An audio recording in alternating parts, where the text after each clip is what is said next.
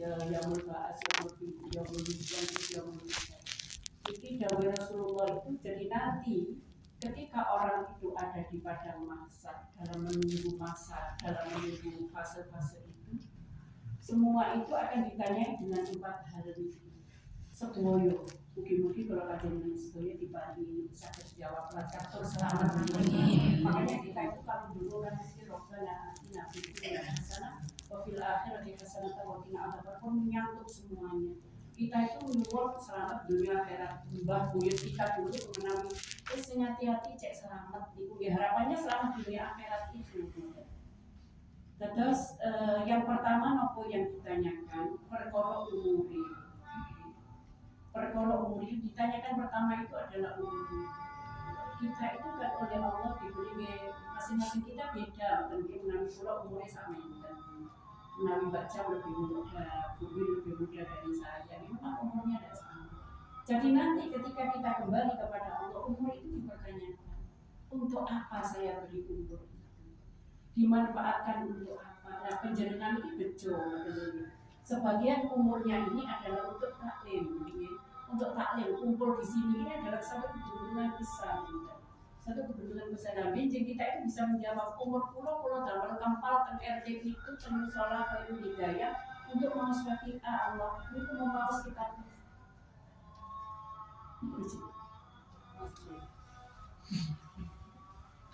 terus ada ini mulai kapan umur itu dipertanyakan ketika sudah mulai masuk balik sampai dengan usia sampai dengan tutup usia. Itu semuanya ditanyakan, ketika kita diberi umur ini. Mungkin umur penjenengan, kula sedaya diparingi umur ingkang barokah. Barokah itu bisa sembarang kali, yang berkaitan dengan mendekat kepada Allah. Itu nomor 1. Lajeng nomor kali ditangleti tentang awake digunakake kangge opo. Yang kedua itu dinyanyikan tentang jasad kita. Allah itu memberi kita jasad, dia menganugerahkan kepada kita jasad itu dilengkapi sedaya. Dilengkapi ada mata yang bisa memandang, ada telinga yang bisa mendengar, ada lisan yang bisa berbicara, ada tangan yang bisa napa mawon kan iki mulai umba-umba ngantos mulai kita bangun tidur itu napa mawon kan ini semua bisa. Kaki bisa berjalan dan lain sebagainya, bahkan anggota badan sing boten ketinggal niki mawon kan semua itu juga alhamdulillah sudah bisa berfungsi dengan baik. Dan benjing ini juga dipertanyakan umur, setelah umur jasad itu digunakan untuk apa? Digunakan untuk apa? Apakah digunakan untuk kebaikan ataukah kejelekan? Itu tergantung dari kita masing-masing dan nanti itu Allah juga akan membalas sesuai dengan amal perbuatan yang kita lakukan. Kalau kita melakukan kebaikan, pasti Allah akan membalas dengan kebaikan. Kalau naudzubillah, kalau orang-orang yang melakukan itu diberikan anugerah jasad itu dilakukan dengan sesuatu hal yang tidak bermanfaat untuk agama, untuk keluarga, untuk apapun, nanti Allah akan membalas yang seperti itu. Lajeng nomor 3 ilmune kanggo amal opo. Jadi kita itu oleh Allah kan diberi kesempatan untuk mencari ilmu. Memang tugas orang muslim itu satu, mencari ilmu. Yang kedua, mengamalkannya. Setelah kita dapat itu mesti diamalkan. Yang ketiga, mengajarkan. Terus kalau ibu mengajarkan kepada anaknya, kalau suami mengajarkan kepada istrinya. Terus ketika kita habis memperoleh ilmu itu mesti kita sampaikan kepada anak. Dan itu terus ditanyakan ilmunya itu lalu ilmu ini Allah juga akan bertanya nih tadi dulu itu apakah sudah belajar tentang ilmu yang fardu ain itu yang wajib kita pelajari. Terus ilmunya sholat, ilmunya bersuci, ilmunya zakat, ilmunya puasa itu wajib. Bahkan yang terjadi bila ada seorang perempuan ini posisinya sebagai istri ini kebetulan bukan sadar tentang ilmu puasa, ilmu ini tidak bisa.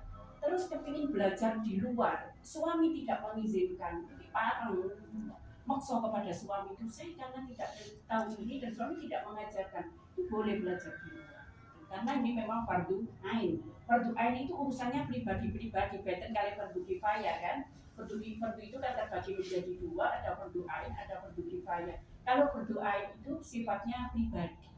Kalau kita tidak melakukan, kalau kita tidak menjalankan, maka yang kita pribadi ini yang akan kena urusan dengan Allah. Tapi kalau fardu kifayah, contoh, ada orang di wilayah RW 6 ini meninggal. Terus satu RW 6 ini, alhamdulillah, saya yakin tidak pernah terjadi di sini. Andai itu tidak ada yang memandikan sama sekali, maka sedoyo ini dosa. Tapi bila sudah ada yang mewakili, Mbak Nani, Bu Haji Hanif, dan ibu-ibu yang lain sudah melakukan itu, maka kula panjenengan so itu mboten kenging dosa. Karena sudah diwakili, tapi ganjarannya di sing menjalankan itu, mboten nggih. Kita tidak dapat ganjaran napa-napa, cuma kita tidak dapat dosa. Mboten ganjarannya di pundhut ingkang melampaui menjalankan itu. Dan ganjarannya memandikan jenazah itu ganjarannya ageng sangat. Barang siapa memandikan jenazah dan tidak menceritakan kondisinya jenazah itu, maka nggih boten pancing nggih menceritakan kondisi jenazah itu ngeten niku kula dusi kali ngomong jenazah iki ngoten upamane jenengan menceritakan ngoten nggih. Ternyata ngomong kali kula ngoten nggih.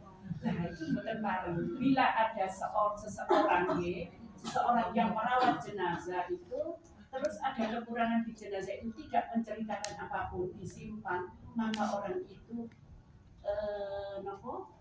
bersih dari dosa seperti bayi yang baru lahir dari rahim. Ya amal-amal kados ngoten niku kan kados mboten ketolong nggih, tapi insyaallah ganjarane mboten insyaallah ganjarane ageng sanget. Niku yang pertama ditanyakan umur, yang kedua jasad, yang ketiga itu ilmu. Yang keempat yang ditanyakan itu adalah harta. Harta yang ditanyakan. Cuman harta ini benten. Kalau tadi umur ditanyakan di umurnya untuk apa? Kalau jasad ditanya jasadnya untuk apa ketika di dunia? Baik atau buruk. Ilmu ditanyakan, sudahkah ilmu itu dicari? Sudahkah ilmu itu diamalkan? Sudahkah ilmu itu diajarkan? Ngoten nggih, sampun. Tapi kalau harta itu mesti ditanyakan diperoleh dari mana dan dibelanjakan untuk apa? Itu harta.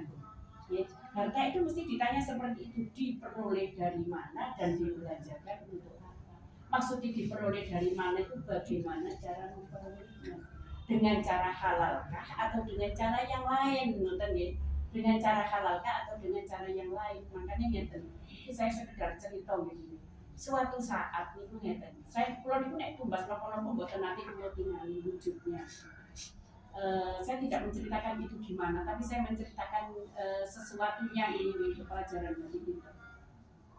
Kalau itu pas foto gendis itu 3 kilo.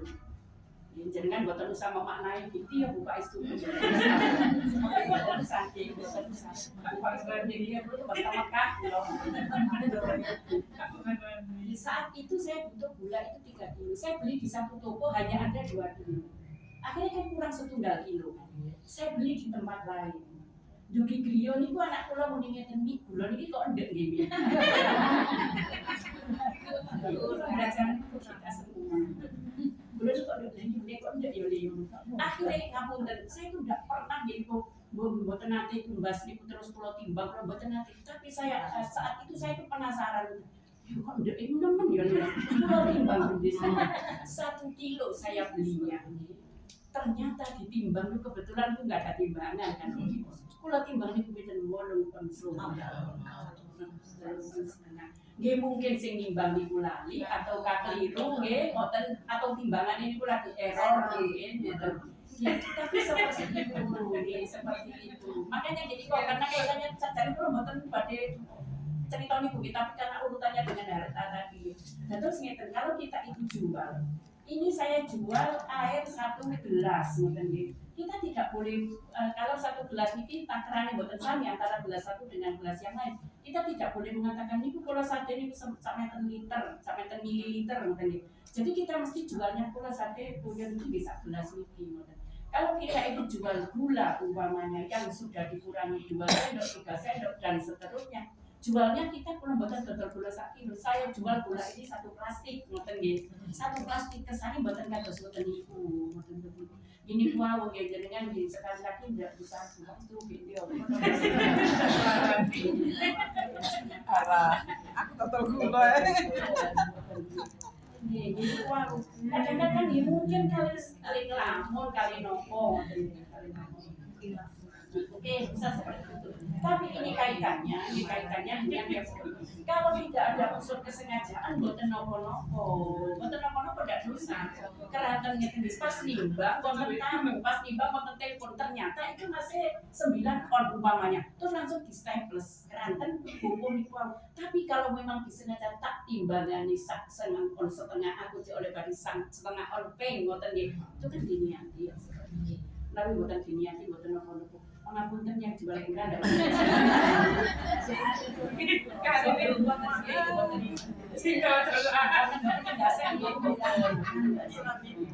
Mungkin karena ini harung ini. Kalau lanjutkan itu harta.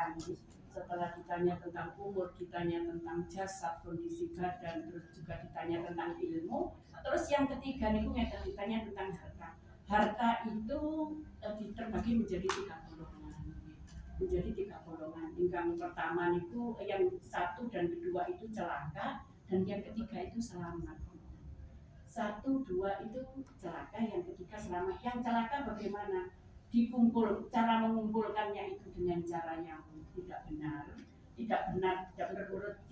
menurut agama itu kan mesti diarani haram kan, haram kalau bahasa agama itu haram, dan juga dibelanjakan untuk hal-hal yang haram. Pun cara padosin itu boten leres, juga dibelanjakan dengan cara yang tidak benar.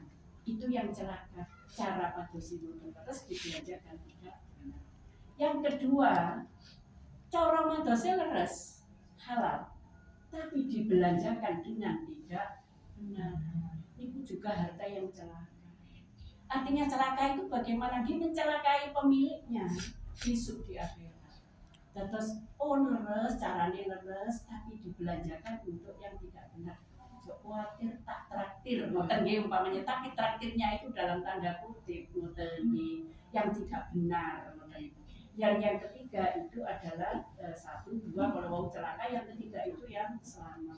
Yang selamat itu cara memperolehnya halal dan dibelanjakan untuk yang halal-halal. Halal-halal itu nopo jenengan asal wakiat mbas niki, itu kan halal. Dibelanjakan untuk kebutuhan keluarga halal, dibelanjakan untuk SPP putra putrinya halal, kangge biaya putra putrine mondok halal, kangge ngirimi putune halal, kangge selamatan ngirimi tonggo-tonggone halal. Lah itu yang seperti itu adalah harta yang selamat, harta yang selamat. Terus sugih kata hartan boten napa-napa, yang penting itu dibelanjakan dengan cara yang selamat, kersane selamat. Diriwayatake saking Ikrimah radhiyallahu anhu panjenengane dawuh, bapakku iku besok ana dina kiamat bakal gandolan karo anake. Bapak ngucapi, anakku aku iki bapakmu ana ing dunya. Anak ngalem-ngalem bapake, nuli bapake ngucap ngeten piye. Terus benjing itu karena kondisi satu dengan yang lain itu sudah masing-masing sudah sibuk ngurusi dirinya sendiri. Terus niki wau dijelaskan bakal gandolan karo. Terus anak niku gandol bapak. Maksudnya itu minta pertolongan kepada bapaknya. Hei anakku, bapak minta tolong kepada anaknya. Hei anakku, aku ini bapakmu. Hei aku tolong dulu aku saiki kondisiku ini jawabnya jane iki. Asami tolong sangat kondisinya itu sangat sulit. Dan terus dosa itu tidak bisa dipikul oleh yang lain. Umpami bilang saya punya dosa banyak, terus itu dosa pulau bagi-bagi dan jenengan kebaikan jenengan itu pulau semuanya sudah tidak bisa karena di akhirat itu apapun sudah tidak berlaku. Sendiri apapun sudah tidak berlaku kan. Rasulullah SAW idza mata ibnu Adam, ketika anak Adam itu sudah meninggal, ingkau amal itu terputus amalnya kecuali 3 hal. 3 hal, nomor 1 sedekah jariah yang pernah jenengan titipkan untuk sedekah jariah di mana saja muslimat bantu kenapa bangun kantor, kenapa bangun ibu rumah sakit itu nggih yang jenengan titipkan untuk nopo niku.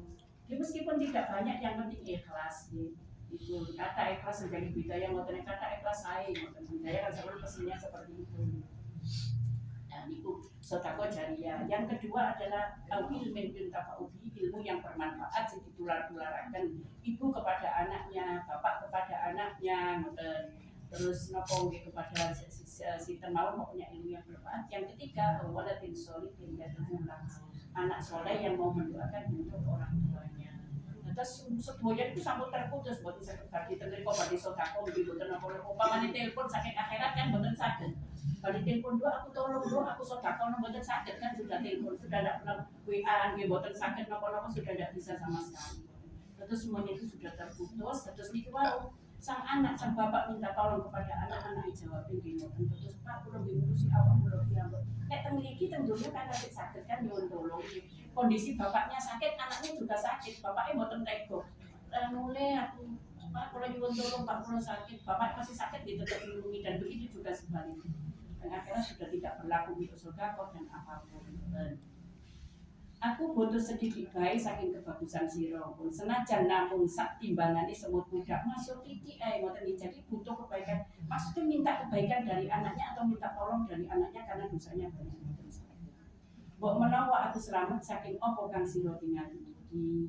Anak mangsuli he bapak, aku dhewe uga wedi kaya opo kang sampean wedi. Aku ora bisa ngaturi opo-opo marang sampean. Nuli gandolan karo bojone nggih kepada anak sudah tidak bisa minta kepada istrinya. Aku iki ngeten sang suami itu menyampaikan kepada istrinya di dunia kan donya kan aku iki lho gandengan sampean tolong kena kopi didamelaken ngoten kan nggih. Terus ketika di akhirat sana minta tolong kepada suami, minta tolong kepada istrinya menjawab bojo wadone nuli ngalem-ngalem marang lanange, nuli kang lanang ngucap aku iki tulung ngono. Suami minta tolong kepada istrinya, aku njaluk kebagusan sira, siji bae supaya sira kene aku tolong kebaikanmu berikan kepada saya sedikit saja atau satu saja ngoten. Mbok menawa aku selamat saking apa kang sira tingali iki bojo wadone nuli mangsuli aku ora bisa ngaturake opo-opo, ngapunten saya tidak bisa membantu. Ini karena memang Allah sudah memberi ketentuan seperti itu, terus kebaikan sudah nggak bisa dibagi-bagi. Kita ngeriki kan jenengan saat ini nggak dalam persedoso sakit kan dibagi. Pulau kali mawon sing pun pulau duduk makan nggak sakit saat ini. Makanya ya itu yang dapat pahala. Makanya dunia mazraatul akhirah. Dunia itu adalah ladang akhirat. Ketika kita itu melakukan apapun kebaikan apapun di dunia maka pasti Allah itu akan membalasnya di akhirat. Aku dewe ugo wedi kaya sampean kan wedi. Terus istrinya menjawab sama dengan jawaban anaknya. Nuli Allah Ta'ala dawuh wa intat umus qolatul ila himliha ila akhirih atau selamun ono awa-awaan kang kabotan dosa ngajak wong liya ngrewani mikul dosane ora ono dosa kang dipikul dening wong liya iku wala tasiru wasiru wizra ukra mboten saged dosa niku dititik-titikake dibagi-bagi mboten saged.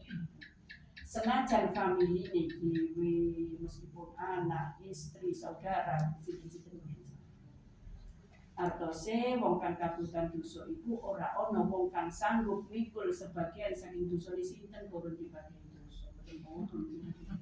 Nek bagi permen bungkus bagi-bagi permen nggih bungkus suwun ngoten nggih. Suwun diparingi permen diparingi napa? Es teh niki teh gelas diparingi nunjuk sedaya. Terakhir Ibnu Mas'ud radhiyallahu anhu cerita saking Nabi Muhammad sallallahu alaihi wasallam atas isi hadisnya ngeten. Wong kafir iku mesti bakal dikendhaleni dening kringete krana suwene dina tunggu itu. Terus niki yang dibahas orang kafir niki didakwakan oleh Rasulullah itu orang kafir itu menunggu masa yang begitu lama itu kelam kali kringete. Dia kelam kali kringete. Terus dia namanya kelem terus bukan di dunia nih memiliki kan patus tisu wonten patus sapu tangan wonten patus anduk wonten nyuwun tolong sakit tapi tadi itu kan wonten sakit ini orang kafir kondisinya seperti ini hingga orang kafir itu ngucap jadi orang kafir yang tersiksa seperti itu ngeten matur dhateng Allah do pangeran kula mugi melasi panjenengan dhateng kula senajan dhateng neraka. Boten napa-napa Gusti kula jenengan lebetaken neraka. Yang penting tetap dapat rahmat panjenengan. Itu saking nelongsone sudah tidak ada lagi pertolongan. Terus saking gini kok saking nelongsone saking sudah tidak kuat lagi terus tetap nyuwun dhateng Allah. Ya Allah, mugi panjenengan palasi kula senajan kula panjenengan berkata dhateng neraka tapi kersa mboten banget. Tapi mustahil untuk orang-orang kafir itu mendapat pertolongan dari Allah karena di dunia itu sudah tidak mau dengan Allah, maka di akhirat Allah pun tidak akan mau dengan orang-orang yang kafir. Mungkin kalau panjenengan diparingi tetap iman, Islam, ihsan, dan selain kita menjaga diri kita sendiri, kita pasti harus menjaga dzurriyyah kita sampai ke bawah. Anak cucu kita mesti harus kita tanamkan ketauhidan, dan kita pesen betul, jadi kita pesen betul jangan sampai meleset dari jalan yang sudah benar ini. Ibu-ibu yang kalau hormati niki kan sakit bola aturaken menawi wonten atur kula ingkang mapan menawi wonten pangapunten mau tidak akan ditorik sadèrèngipun kula tutup salam monggo Gusti Wisnani ingkang